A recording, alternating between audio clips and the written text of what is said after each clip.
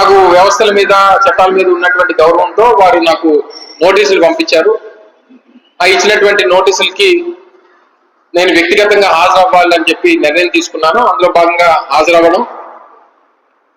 హాజరయ్యి వారి అడిగినటువంటి కొన్ని ప్రశ్నలకి సమాధానం చెప్పాను. ఏం చెప్పానో కూడా ఆ రోజు పత్రికా సమావేశంలో వెల్లడించాను. చాలా గౌరవంగా నాకు వ్యవస్థల మీద ఉన్నటువంటి గౌరవంతో సమాధానాలు ఇవ్వడం జరిగింది. రిటర్న్ రిప్లై కూడా వారు ఏదో సెక్షన్స్ ప్రకారం రిటర్న్ రిప్లై అడిగితే రిటర్న్ రిప్లై కూడా ఇవ్వడం జరిగింది. బయటకు వచ్చి కూడా చాలా చెప్పాను. నేను ఏదైతే మాట్లాడానో దానికి కట్టుబడి ఉన్నాను. అది ఒక పొలిటికల్ కామెంట్, పొలిటికల్ సెటైర్, ఒక వ్యక్తి మీద చేసినటువంటి వ్యాఖ్య, రాజకీయ వ్యాఖ్య. ఇది మహిళా లోకం మీద చేసినటువంటిది కాదు. నేను ఏ ఉద్దేశంతో ఆ మాటలు మాట్లాడానో కూడా చాలా క్లియర్గా వివరించాను. మరి ముఖ్యమంత్రి గారికి ఏం అర్థమైందో, మరి నా భాష నేను తెలుగులోనే మాట్లాడాను ఆ రోజు. మరి వారికి ఏం అర్థమైందో తెలియదు, కానీ ముఖ్యమంత్రి గారి స్థాయిలో ఉన్నటువంటి వ్యక్తి, అంటే ఒక రాజ్యాంగబద్ధంలో రాష్ట్రంలో హైయెస్ట్ పొజిషన్లో ఉన్నటువంటి వ్యక్తి నన్ను ఉద్దేశిస్తూ,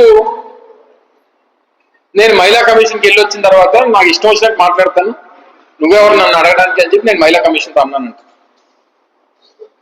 నా ఇష్టం, నేను ఎలాగే మాట్లాడతానని చెప్పి నేను మహిళా కమిషన్తో అన్నట్టు వారి ప్రసంగంలో చెప్పారు. చెప్తూ ఏమన్నారు, ఆ సైకో తాలూకా ప్రోత్సాహం ఉంది, అందుకనే మీరు ఇలా మాట్లాడుతున్నారు అని చెప్పి ఆయన మా నాయకులను ఉద్దేశిస్తూ కూడా ఓ విమర్శ చేశారు. నేను రెండు మూడు సందర్భాలు వారి పార్టీ నాయకులు మాట్లాడినటువంటి సందర్భాలని గుర్తు చేస్తాను. అది ఏ సైకో ప్రోత్సాహంతో మాట్లాడారో ఒకసారి చంద్రబాబు నాయుడు గారు చెప్తే బాగుంటుంది. చింతమనేని ప్రభాకర్ గారు, వారు మాజీ శాసనసభ్యులుగా మేము ప్రభుత్వంలో ఉన్నప్పుడు మా పార్టీ ఆ రోజు మా ప్రభుత్వంలో ఉన్నటువంటి మంత్రి గారిని ఉద్దేశిస్తూ ఒక మంత్రి గారిని ఇదే విధంగా మేకప్ వేసుకుంటున్నాం, మీ మంత్రి ఎక్కడుంది మీ మంత్రి అన్నారు. ఏ సైకో గారు చెప్పాడని చెప్పి మాట్లాడాడు చంద్రబాబు ప్రభాకర్ గారు. మీ బామ్మర్ది బాలకృష్ణ గారు ఒక వేదిక మీద ఆడద కనిపిస్తే ముద్దైనా పెట్టాలి, కడుపైనా చేయాలి అని చెప్పని అన్నాడు. ఏ సైకో గారి ప్రోత్సాహంతో మాటలు మాట్లాడారు మీ బామ్మర్ది గారు? చెప్పండి, ఏ సైకో గారు చెప్తే ఈ మాటలు మాట్లాడారు?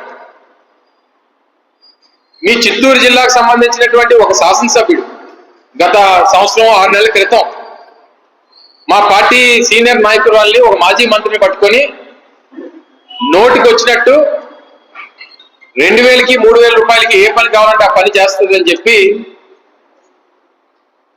మీ పార్టీ శాసనసభ్యుడు ఇప్పుడు ఉన్నటువంటి వ్యక్తి మాట్లాడితే ఏ సైకో గారు చెప్పాడని చెప్పి మాట్లాడాడు. ఆ మాటలు, ఆ అహంకారపు మాటలు, ఆ బరి తెగించినటువంటి మాటలు ఏ నాయకుడు, ఏ సైకో గారు చెప్పాడని చెప్పి మాట్లాడాడు మీ నగర ఎమ్మెల్యే. నిన్న మీరు ఆ 60 శ్రీధర్ నియోజకవర్గానికి వెళ్ళారు. 5 సార్లు అబార్షన్ చేయించాడు ఒక మహిళకి. ఆ మహిళని రోడ్డు మీద పట్టుకొని లాఠీతో కొడితే ఆ మహిళని కాపాడడానికి రాష్ట్రంలో వ్యవస్థలు లేకపోతే ఏ సైకో గారు చెప్పాడని ఈ రాష్ట్రంలో మహిళల్ని నడి రోడ్డు మీద పెట్టి కొట్టి నీ శాసనసభ్యుల్ని నీ పక్కన కూర్చోబెట్టుకొని వారితో మాట్లాడిస్తున్నావే, ఏ సైకో ఇచ్చినటువంటి ధైర్యం ఈరోజు ఈ రాష్ట్రంలో మీ శాసనసభ్యులకి, మీ నాయకులకు వచ్చిందని అడుగుతా ఉన్నా. ఒక నాయకుడేమో డైమండ్ రాణి అంటాడు, ఒక నాయకుడేమో ఇంకోటి అంటాడు, ఒక నాయకుడేమో మొన్న మా జిల్లా పరిషత్ చైర్మన్ కృష్ణా జిల్లాకి రోడ్డు మీద కారులో వారు వెళ్తుంటే నడి రోడ్డు మీద వారిని దాడి చేసి ఇష్టం వచ్చినటువంటి బూతులు తిడుతూ నోటికి వచ్చినటువంటి మాటలు మాట్లాడితే దాన్ని ప్రోత్సహించినటువంటి సైకో ఎవరని అడుగుతా ఉన్నా. పైపెచ్చి మళ్ళీ కులాన్ని తీసుకొచ్చేటువంటి కార్యక్రమం. హోంమంత్రి దళితురాలు, మాదిగ సామాజిక వర్గం. అసలు మీరు రాజ్యాంగబద్ధంలో పదవిలో ఉండి కులాల గురించి మాట్లాడకూడదు, కులాల ప్రస్తావన తీసిరావని చెప్పి ప్రమాణం చేశారే. ఈరోజు మీ రాజకీయ అవసరాల కోసం దళితుల పట్ల మీకు ఉన్నటువంటి ఆలోచన ఏంటో కొత్తగా మేము చెప్పాల్సినటువంటి పని లేదు. ఎస్సీలుగా పుట్టాలని చెప్పి ఎవరన్నా అనుకుంటారా అన్నటువంటి మాట మాట్లాడినటువంటి సైకో ఎవరో ఈ రాష్ట్రంలో ప్రజలందరికీ తెలుసు. నుంచి 2 TMC వాటర్ ప్రతి సంవత్సరం ఇవ్వడానికి అంగీకరించాం. అలాగే ఎస్టీ లైన్స్ పవర్ సప్లై చేసేటువంటి దానికి కూడా డెడికేటెడ్ వారి డోర్ స్టెప్ వరకు పవర్ సప్లై ఇవ్వడానికి ప్రభుత్వం YSRCL అని చెప్పి ఆ రోజు రాజశేఖర రెడ్డి గారి పేరిట Kadapa steel plant corporation limited అనేటువంటి ఒక సంస్థను కూడా ఏర్పాటు చేశాం. అలాగే హైవేకి అక్కడ ఉన్నటువంటి నేషనల్ హైవే 67కి రోడ్ కనెక్టివిటీని కూడా చేసిస్తామని చెప్పి వారికి ప్రామిస్ చేశాం. రైల్వే కనెక్టివిటీని కూడా ప్లాంట్ వరకు అందిస్తామని చెప్పి వారికి హామీ ఇవ్వడం, ఇవన్నీ కూడా జరిగిపోయినాయి. ఈ క్లియరెన్స్లు, అప్రూవల్స్ ఇవన్నీ జరిగిపోయిన తర్వాత పని నిర్మాణం జరుగుతున్నటువంటి తరుణంలో ప్రభుత్వం మారింది 2024లో. అప్పటికి ఈ రాష్ట్రంలో పెట్టుబడులు పెట్టినటువంటి జిందాల్ వాళ్ళు కక్ష కట్టినట్టు మీరు ఎందుకు నిర్మాణాలు చేయాలి, ఎందుకు ఈ రాష్ట్రంలో పెట్టుబడులు పెట్టాలని చెప్పి ఎవరో ముంబై నుంచి ఒక యాక్ట్రెస్ ని తీసుకుని వచ్చి కేసు పెట్టించి లేనిపోయినటువంటి రాద్ధాంతం సృష్టించి దాంట్లో 2 IPS ఆఫీసర్ని సస్పెండ్ చేసి సీనియర్ అధికారులని ఇప్పటికీ కూడా వారికి పోస్టింగ్స్ ఇవ్వకుండా 2 సంవత్సరాల పాటు ప్రాజెక్టు నడవకుండా చేసేసి ఆ సంస్థని ఈ రాష్ట్రంలో పెట్టాల్సినటువంటి వేలాది కోట్ల రూపాయలు పెట్టుబడుల్ని అటు తెలంగాణకి అటు మహారాష్ట్ర కార్యక్రమం చేసి మళ్ళీ ఈరోజు కొత్తగా వచ్చి చంద్రబాబు నాయుడు గారు మళ్ళీ శంకుస్థాపన కడప స్టీల్ ప్లాంట్. అంతర్జాతీయ మేస్త్రీ సంఘం అధ్యక్షులు చంద్రబాబు నాయుడు గారు. ఎక్కడ ఏది నిర్మాణం జరిగినా అది నా వల్లే, హైటెక్ సిటీ నా వల్లే, చార్మినార్ నా వల్లే, తాజ్మహల్ నా వల్లే, అంటే ఏ పెద్ద కట్టడం ఉన్నా నా వల్లే, ఏ కొత్త టెక్నాలజీ వచ్చినా నా వల్లే, కంప్యూటర్ నాదే, సెల్ ఫోన్ నాదే. ఏది రాష్ట్రంలో, దేశంలో, ప్రపంచంలో ఏ కొత్త ఇన్వెన్షన్ వచ్చినా దాంట్లో దానికి కారకుడు నేనే అనేటువంటి మాట చెప్పుకునేటువంటి దానికి చంద్రబాబు నాయుడు గారు అసలు వెనకడిగే వేయదు. అది గొప్పతనం వారిలో. ఇది 2017లో వారి పత్రికల్లో వచ్చినటువంటి, వారి గెజెట్ పత్రిక ఈనాడులో వచ్చినటువంటి ఒక ఆర్టికల్. కేంద్రం పై కసితో కడప ఉక్కు అప్పుడు ఒకసారి శంకుస్థాపన చేశారు. అప్పటికి భూమి లేదు, నిర్మాణానికి ఫైనాన్షియల్ క్లోజర్ లేదు, పర్మిషన్స్ లేవు. అప్పటి వరకు అప్పటికి ఆయన దగ్గర ఉన్నది ఏంటంటే ఆయన శిలాఫలకం కట్టడానికి కావాల్సినటువంటి ఒక మేస్త్రి, దానికి కావాల్సినటువంటి ఇటుకలు, సిమెంటు, ఈ శిలాఫలకం తప్పితే చంద్రబాబు నాయుడు గారి దగ్గర ఆ రోజుకి ఏదీ లేదు, భూమి కూడా లేదు. దగ్గర 3000 ఎకరాల భూమిని సేకరించి దానికి పర్మిషన్స్ ఇచ్చి క్లియరెన్స్లు ఇచ్చి నిర్మాణానికి కావాల్సినటువంటి ఒక పెద్ద సంస్థని, దేశంలోనే ప్రముఖ సంస్థని తీసుకొని వచ్చి ఇవన్నీ చేసి కొనసాగాల్సినటువంటిది. అంటే దాన్ని ఎక్కడ కొనసాగిస్తే జగన్మోహన్ రెడ్డి గారికి పేరు వస్తుంది. ఒక 2 సంవత్సరాలు దాన్ని పూర్తిగా నీరుగా చేస్తే మనమే కొత్తగా ఏదో చేస్తున్నట్టుగా దాన్ని చూపించవచ్చు. తద్వారా రాజకీయంగా మనకి అడ్వాంటేజ్ ఉంటుంది అనేటువంటి ప్రయత్నంలో భాగంగానే ఈరోజు కడప స్టీల్ ప్లాంట్ కి మరొకసారి శంకుస్థాపన. చంద్రబాబు నాయుడు గారికి అదే సినిమాలో చెప్పినట్టు చెల్లికి జరగాలి పెళ్లి మళ్ళీ మళ్ళీ, అంటే ఒక శంకుస్థాపనే మళ్ళీ మళ్ళీ చేస్తూనే ఉంటాడు, పని జరగదు. శంకుస్థాపనలో మాత్రం దిట్ట. బహుశా వారు వేసినటువంటి శిలాఫలకాలు ఈ రాష్ట్రంలో ఏ నాయకుడు వేసినాడు, పని మాత్రం శూన్యం. మళ్ళీ ఈ రోజు కూడా బహుశా నాకు తెలిసి మరో గంటలో వారు శంకుస్థాపన చేస్తారు. ఆ వేదిక మీద ఎక్కి మళ్ళీ మమ్మల్ని తిడతారు, మా నాయకుడు తిడతారు, గొడ్ల పార్టీ అంటారు, సైకో అంటారు, మరొకటి అంటారు, మరొకటి. ఏ వేదిక దొరికినా గూగుల్ అవనివ్వండి, జెండాలు అవనివ్వండి, రెన్యూ పవర్ అవనివ్వండి, ఏ ఇంటర్నేషనల్ వేదికలు అంటే దేశ స్థాయిలో ప్రపంచ స్థాయిలో గుర్తింపుకు చెందినటువంటి సంస్థల్లో సంబంధించినటువంటి వేదికల మీద కూడా మీకు జగన్ నామస్మరణే, జగన్మోహన్ రెడ్డి గారిని ఏదో రకంగా దూషించాలి, వైఎస్ఆర్ కాంగ్రెస్ పార్టీని దూషించాలి. నిన్న నెల్లూరులో వారి సభల్లో ఎక్కడో మాట్లాడుతూ, మొన్న నేను మహిళా కమిషన్ కి హాజరయ్యాను. ఆ రోజు నేను కూడా కోడలు మగబిడ్డ కంటానంటే అత్త వద్దంటుందా అని చెప్పి ఆడపిల్లల తాలూకా పుట్టుక గురించి ఎంత నీచంగా మాట్లాడినటువంటి ఆ సైకో గురించి ఈ రాష్ట్రంలో ప్రజలందరికీ తెలుసు అనేటువంటి విషయాన్ని తెలియజేస్తాను. మీరు మాకు పేర్లు పెట్టాల్సినటువంటి పని లేదు, మాకు పాఠాలు నేర్పించాల్సినటువంటి పని లేదు, మహిళల పట్ల ఏ రకంగా గౌరవంగా ఉండాలో నీతులు చెప్పాల్సినటువంటి అవసరం అంతకన్నా లేదు అనేటువంటి విషయాన్ని ఈ సందర్భంగా తెలియజేస్తా ఉన్నా. మీరు చేయాల్సినటువంటి పనులు, ఇచ్చినటువంటి హామీలు, నిన్ననే మా ఎస్ఐఆర్ ప్రోగ్రాం జరుగుతూ ఉంది, రాష్ట్ర వ్యాప్తంగా ఎస్ఐఆర్ జరుగుతూ ఉంది. గ్రామాల్లో బిఎల్ఏలు, మా పార్టీకి సంబంధించినటువంటి బిఎల్ఏలు, తెలుగుదేశం పార్టీకి సంబంధించినటువంటి బిఎల్ఓలతో కలిసి ఇంటింటికి ఎన్యుమరేషన్ కి వెళ్తా ఉన్నారు. మా వాళ్ళకి చాలా మంది 2-3 గ్రామాల నుంచి ఫోన్లు చేసి చెప్పారు, సార్ మొదటి 3-4 రోజులు తెలుగుదేశం పార్టీ బిఎల్ఏలు మాతో పాటు వచ్చేవారు, ఈ 2-3 రోజుల నుంచి రావట్లేదండి. ఎందుకు అని అడిగితే, ఇంటింటికి వెళ్ళినప్పుడు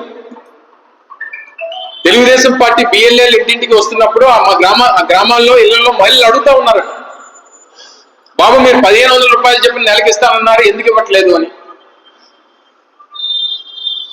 లేదా కొత్తగా పెన్షన్ కావాలని చెప్పి అప్లికేషన్ పెడుతుంటే అప్లికేషన్ తీసుకోవట్లేదు, ఈ 2.5 సంవత్సరాల్లో ఒక కొత్త అప్లికేషన్ కూడా మా దగ్గర తీసుకోలేదు, కొత్త పెన్షన్ ఒకటి ఇవ్వలేదు అని చెప్పి మహిళలు అడుగుతా ఉన్నారు. మా ఇంట్లో మా బిడ్డ ఉన్నాడు, చదువుకుంటే 3000 రూపాయలు ఉద్యోగం లేకపోతే నిరుద్యోగం గుర్తిస్తారన్నారు, లేకపోతే 20 లక్షల మందికి ఉద్యోగాలు ఇస్తామన్నారు, 2.5 సంవత్సరాలుగా మా పిల్లలు ఉద్యోగాలు లేక ఇబ్బందులు పడతా ఉన్నారు, మీ హామీ ఏమైపోయిందని చెప్పి అలా అడిగితే సమాధానం చెప్పలేక చివరికి ఇంటింటికి ఎన్యుమరేషన్ కూడా తిరగడం మానేశారు. అది మీ పరిపాలన తాలూకా పరిస్థితి ఈరోజు ఈ రాష్ట్రంలో. మహిళలకు ఇచ్చినటువంటి అన్ని హామీల్ని దొంగలో తొక్కి మోసం చేసి అధికారం వచ్చి ఈ సైకోతనానికి, వెన్నుపోటుకి, ద్రోహానికి ఈ దేశంలో ఎవరన్నా పేటెంట్ ఉన్నారంటే అది ఒక్క చంద్రబాబు నాయుడు గారు అనేటువంటి విషయాన్ని ఈ సందర్భంగా తెలియజేస్తా ఉన్నాం.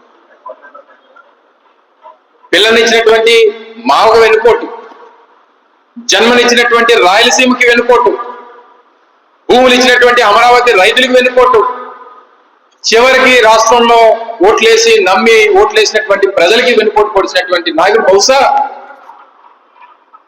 ఈ దేశ చరిత్రలో ఎక్కడా ఉండడు. అటువంటి వ్యక్తి వచ్చి ఈరోజు నీతులు చెప్తా ఉంటే